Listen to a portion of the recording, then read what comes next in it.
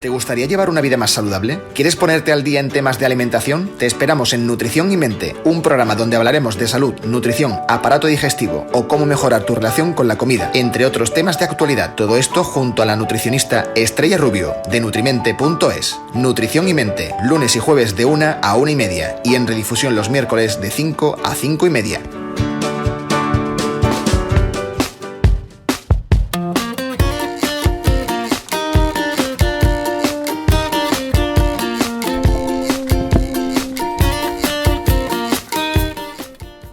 Muy buenas, queridos oyentes de Onda Capital. Estáis escuchando Nutrición y Mente, un programa patrocinado por nutrimente.es.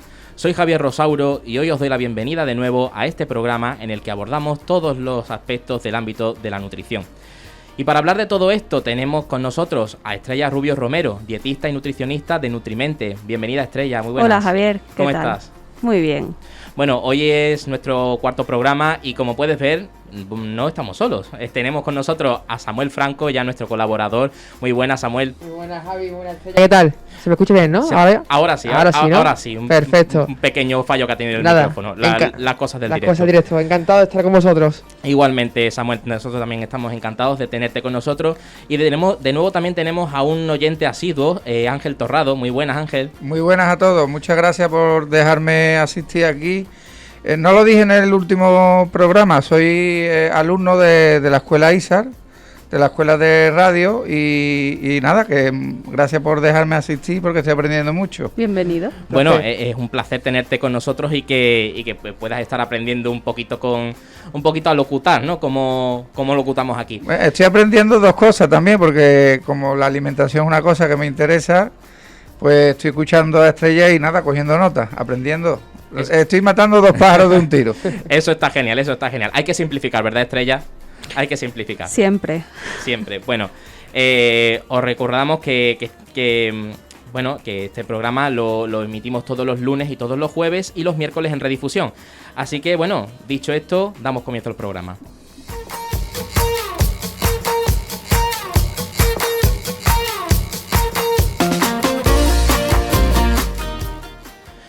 Bueno, en nuestro programa anterior hablábamos del cambio de nuestros hábitos a la hora de perder peso. Bueno, nos diste varios consejos y también pudimos contar con la intervención de la psicóloga Natalia Maglione, con quien hablamos de las recaídas a unos malos hábitos. La verdad es que se nos quedó bastante corto el programa. Sí, fue súper interesante su intervención. La verdad es que es muy interesante el haber tenido a una psicóloga, porque el ámbito de la psicología también tiene mucha relación con la nutrición, ¿verdad? Sin duda. Natalia Maglione es una psicóloga con la que trabajo y hemos compartido y compartimos pacientes.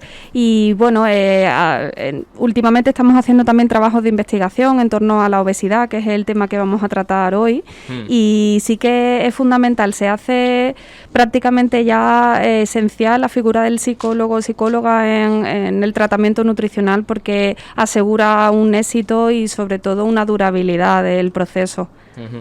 Bueno, en primer lugar, como tú has dicho, volveremos a hablar de la pérdida de peso, sobre todo de la obesidad.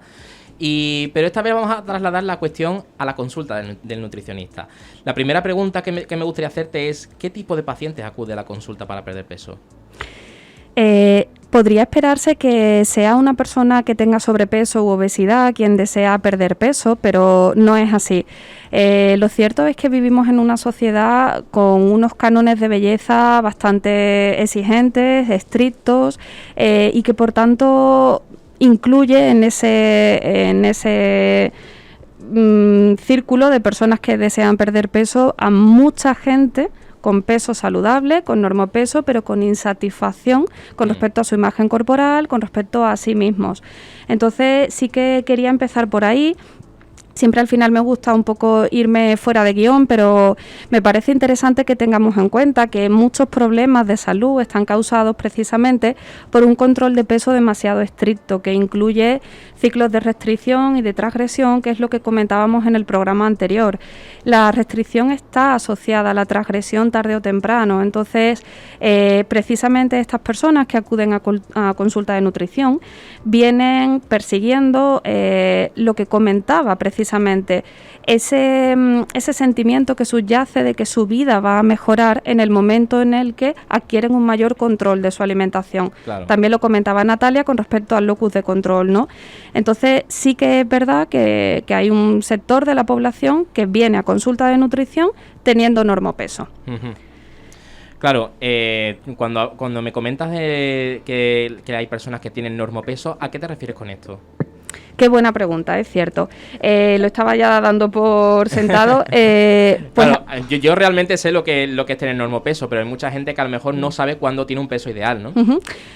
Vale, pues acabas de abrir dos grandes temas importantísimos. El peso ideal no existe. No existe como definición porque además si nos basamos en la semántica, ideal es algo que no existe, que no es real, está idealizado. Un peso, si es que se pudiese llamar saludable, es aquel que permite a la persona tener unas condiciones de salud, de estabilidad de salud, tanto física, bioquímica, a nivel también de marcadores, de prevención de enfermedad y al mismo tiempo que tiene unas condiciones de salud mental, es decir, que también le permite llevar una vida flexible, una relación con la comida saludable y todo ello se relaciona con un peso estable. Claro. Todos estos argumentos los doy porque cuando vienen a consulta los pacientes, muchos de ellos están persiguiendo un número, es una cifra, porque la obesidad y el sobrepeso y en definitiva el peso corporal toda la vida ha sido tratado desde una visión muy reduccionista, numérica. Un peso, tienes que pesar según tu índice de masa corporal, tanto. Y eso, por suerte, en consulta lo estamos empezando ya a dejar en desuso. Claro, ahí es donde yo quería llegar, porque es un tema que es bastante interesante. Porque hay muchas personas, y de hecho hace unos años lo he visto mucho más expandido, ¿no? Esta idea de que según el índice de masa corporal, según la altura que tengamos, nos corresponde tener un peso u otro. Por ejemplo, yo mido 1,70, a mí me correspondería, según esta lógica, me correspondería pesar 70 kilos. Esto, claro, es muy relativo porque cada persona también es un mundo, cada cuerpo también es diferente, podemos tener una osamenta ancha, podemos tener una musculatura más desarrollada o menos desarrollada, podemos tener un metabolismo que a lo mejor está muy acelerado y por mucho que comamos no conseguimos engordar un gramo. A mí me gusta hablar de peso cómodo, Javier. El peso cómodo precisamente es aquel que te permite llevar una vida sin demasiada... Mira, planteado de otra manera, donde la alimentación y el peso no están en primer plano, sino que están en un segundo plano y por tanto tu vida fluye en torno a otras ocupaciones, pero no estás permanentemente ocupándote de qué voy a comer, qué tengo que comer, qué me engorda, qué no me engorda, porque eso genera una insatisfacción, un sufrimiento, altas cotas de ansiedad y por tanto una alta probabilidad de transgresión y de empezar en el círculo que hablábamos el otro día. Bueno, y ya hablando del sobrepeso y de la obesidad, ¿cómo afectan a la salud? Claro, a ver, habría que entender que la obesidad es una enfermedad multifactorial, es muy compleja y hay que entenderla en toda su dimensión. La comprensión global de la obesidad por parte del dietista nutricionista es esencial para un buen tratamiento. Hay ciertos errores que se cometen y también lo cometemos los sanitarios con respecto a la obesidad, y es que, por ejemplo, se corre el riesgo de clasificar a los pacientes obesos como aquellos que tienen menor fuerza de voluntad, que no han podido prevenir el ser obesos por falta de autocontrol. Muchas veces se inculpa a los pacientes que el fracaso de la pérdida de peso es debido a no ser lo suficientemente voluntariosos o a un exceso de problemas emocionales. En definitiva, se culpa a la persona de tener obesidad. Y esto es algo muy importante con lo que hay que trabajar, porque no es cuestión de un balance energético, calórico, como tradicionalmente se ha entendido la obesidad.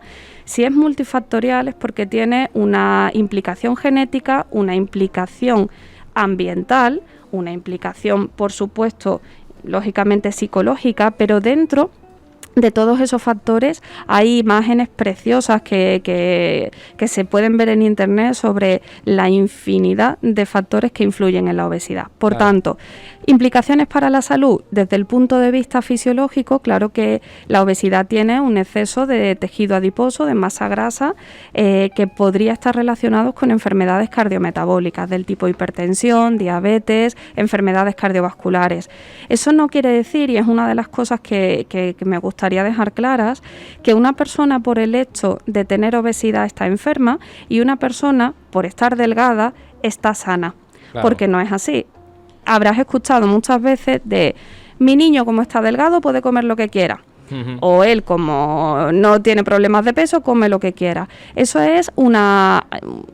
podría ser una falsa creencia de que el estar delgado es sinónimo de estar sano, y el estar más gordo, tener sobrepeso, incluso ser obeso, es sinónimo de estar enfermo. Claro, esa es la idea, ¿no? De hecho, Samuel, tú en el programa anterior nos comentaste que tú llegaste a pesar 120 kilos y que tuviste una serie de cambios en tu vida, ¿no? Y yo, ahora se me escucha, que sí, yo siempre he sido propenso a eso, por distintos acontecimientos en mi vida, pues eso, a ganar bastante peso, por temas de... Por eso es tan importante la relación entre, digamos, la nutrición, como estamos viendo, y la psicología, porque son dos cosas que van de la mano. Entonces, claro, una cosa no puede ir sin la otra. Entonces, la cosa es esa, he sido propenso siempre a adquirir peso y demás. Y sí es verdad que eso, muchas veces muchos amigos míos, pues que tú lo veías, que supuestamente estaban sanos, pero después, claro, no se alimentaban, o sea, se alimentaban incluso peor que yo. Claro. Entonces, claro, yo supongo que, claro, hay muchos nutrientes, ¿no? Por ejemplo, el aceite de girasol, supongo yo, que los que están refinados, muchos aceites refinados, pues tienen moléculas que son perjudiciales para nuestra salud, que a lo mejor no están vinculadas tanto como para, digamos, que no son tan visibles a la vista, pero sí es verdad que a lo mejor a nivel interno, ¿no? También nos afectan a la salud, ¿no? Por decir así. Sí, es verdad que te metes en otra dimensión ya más compleja, Samuel, pero claro, todo lo relacionado con la composición de los alimentos tiene una implicación. En esa línea, lo que quería plantear al principio es que la obesidad es el resultado de muchas más cosas, más allá de un exceso de alimentación o un sedentarismo. Es, digamos, una enfermedad muy compleja que hay que tratar en toda su dimensión. Claro. De hecho, uno de los problemas también es la transmisión intergeneracional de determinadas conductas, si ya hablamos con respecto a la alimentación, al estilo de vida, el contexto obesogénico en el que vivimos. Eso quiere decir que nos movemos también en una sociedad que es mucho más proclive al desarrollo de la obesidad que al mantenimiento de un peso saludable. Y fíjate, Samuel, qué ambivalencia y sobre todo con qué problema nos encontramos, y es que por un lado estamos hablando que se refuerza mucho la idea de estar delgado, la idea de tener un cuerpo fit, un cuerpo saludable. Y aparte se premia mucho en la sociedad una persona más delgada. No sé qué pensaréis, pero en términos generales se asocia a una persona más delgada, a más simpática, a probablemente más atractiva, a una serie de virtudes que no tiene una persona que no está delgada. De hecho, hay estudios que relacionan una persona con obesidad con unas ciertas características de personalidad que no tiene por qué tener, pero se asocian. Sí. Y por tanto, esa ambivalencia me refería a, si eso por un lado se da, es curioso que vivimos en un ambiente obesogénico que no ayuda en absoluto a llevar una vida saludable. Claro. Bueno, de hecho es bastante interesante, porque también a la hora de abordar este tema en consulta, claro, me imagino que, tal y como nos lo estás explicando, habrá muchos más temas más allá de la báscula, ¿verdad? Por supuesto, por supuesto. Es más, la báscula no funciona necesariamente como elemento vertebrador de la consulta. En mi consulta no es así. Lo tengo, pero al igual explico a los pacientes que al igual que se podría tener un tensiómetro o una analítica de sangre, son herramientas útiles a la hora de una valoración del estado nutricional de la persona, pero no hay por qué chequear continuamente el peso para establecer si ha habido éxito o fracaso con respecto a los cambios.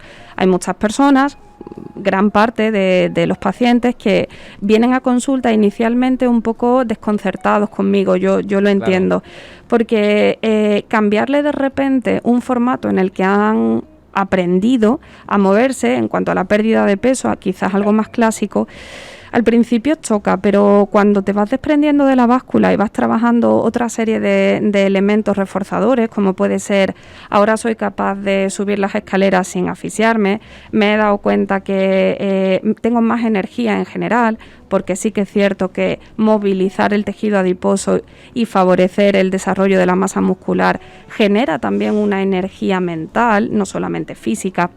Es decir, atribuir los éxitos del cambio no solamente al peso, claro, sino a otra serie de factores. Uh-huh. Bueno, ¿podrías darnos algunos consejos prácticos sobre cómo abordar estos cambios? Uh-huh. Sí, claro que sí. Mira, por enlazarlo con lo que hablábamos el otro día con el cambio de hábitos, es muy importante que pongamos sobre la mesa cuando la persona ha venido a consulta, que establezcamos y definamos con bastante transparencia qué es lo que queremos trabajar. Yo siempre digo que de lo que estamos haciendo mal no es necesario modificarlo todo, hay que priorizar y establecer qué objetivos a corto plazo estamos dispuestos a plantearnos. Una vez nos ponemos a ello, sería interesante que lo relacionásemos con nuestro contexto actual y no hagamos excesivas comparaciones con lo que hemos sido capaces de hacer en tiempos anteriores. Por ejemplo, si tú antes pues recuerdas que te pusiste a dieta hace 10 años y fuiste capaz de correr todos los días, quizás también estás obviando que ha pasado el tiempo y ahora tus circunstancias son diferentes. Claro. Esto es muy importante a la hora de establecer objetivos realistas. Luego, a la hora de herramientas útiles, me parece fundamental trabajar con el paciente cómo come en la calle. Más allá de casa, porque la teoría de comer saludable en casa es algo que se presenta bastante más fácil, hay un pensamiento muy polarizado de yo de lunes a jueves me cuido, pero llega el viernes y es la catarsis. Es la catarsis. Y ya desde el viernes me permito todo. Entonces, a mí me parece muy interesante empezar directamente trabajando el fin de semana. Cuéntame qué es lo que te gusta comer. Vamos a ir valorando también aspectos dentro de la comida rápida. Se podrían también hacer opciones un poquito más saludables e incluso, y esto ya viene siendo una máxima en todos los programas, ¿por qué no empezar a trabajar la aceptación de ¿y qué de malo hay si un día quiero comer una pizza? Claro. Sin que sea saludable. Javier, ojo con esto, que no quiero que la pizza sea de verduritas y además acompañarlo con un tomate aliñado, sino si un día me quiero comer una pizza porque me apetece, en el contexto de una alimentación saludable, claro, eso es perfectamente válido. Un poco de flexibilidad, porque a fin de cuentas eso lo que favorece es a la mejora también de la salud mental, claro, porque en la nutrición va eso directamente ligado. Uh-huh. Sí, claro, efectivamente.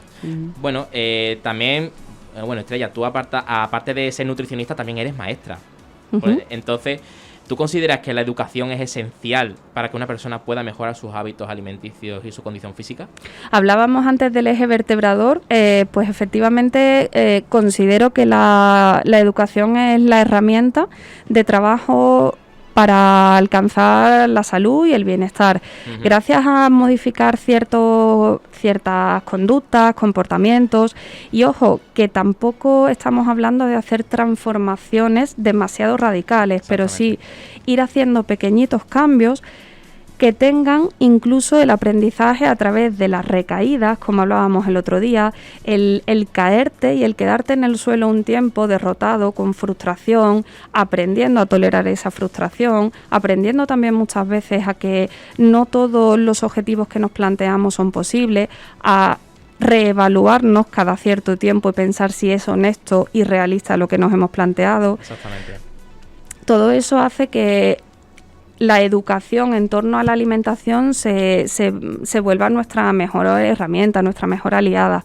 Uh-huh. Hay muchas herramientas que utilizo en consulta, pues relacionadas también con el plato saludable de Harvard, por ejemplo, muchísima cantidad de imágenes en torno a cómo distribuir ciertos grupos de alimentos a lo largo de la semana. Lo único que quizás aquí en la radio es menos visual ese tipo de herramientas, pero sí que es verdad que son muy útiles. El plato saludable de Harvard se lo recomiendo a todo el mundo. Claro. Se puede buscar en internet, en Google, y te aparece.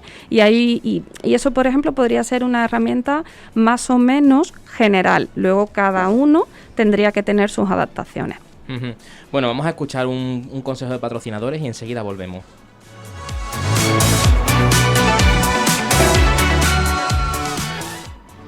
Nutrición Clínica y Escuela de Alimentación Nutrimente.es recomienda: venir a consulta de nutrición no es ponerse a dieta, sino aprender a comer para cuidar nuestra salud o tratar una enfermedad concreta, trabajando una relación saludable con la comida. Adquirir hábitos duraderos en lugar de hacer dieta es garantía de salud. Es una recomendación de Nutrimente.es. Estás escuchando Nutrición y Mente, el programa donde hablamos sobre salud, alimentación y ciencia, con Estrella Rubio. Patrocina Nutrimente.es.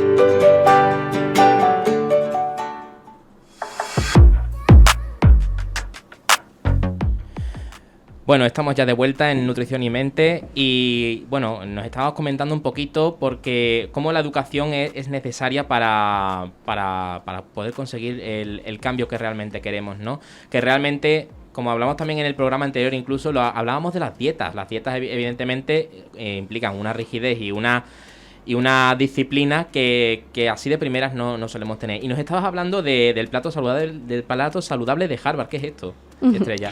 Es una herramienta didáctica que da expulso del tablero de juego a la pirámide alimentaria, que a nivel didáctico es nula y que no aportaba información práctica.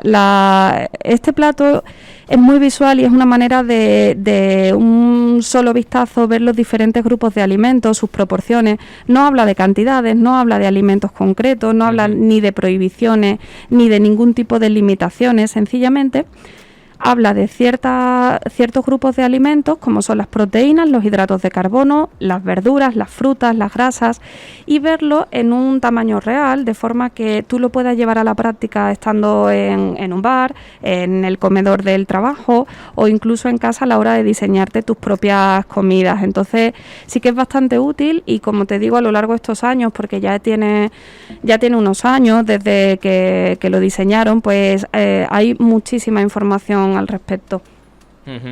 Bueno, es interesante. De hecho, me gustaría preguntarte si hay otra forma de abordar este cambio, si la persona tiene algún problema añadido, como puede ser ansiedad o depresión. Sí, a ver, sí es verdad que es una cosa que me interesa mucho explicar con respecto a la pérdida de peso. Decíamos al principio que no necesariamente alguien que tiene sobrepeso o obesidad es únicamente la persona que viene a perder peso, también hay personas con normopeso.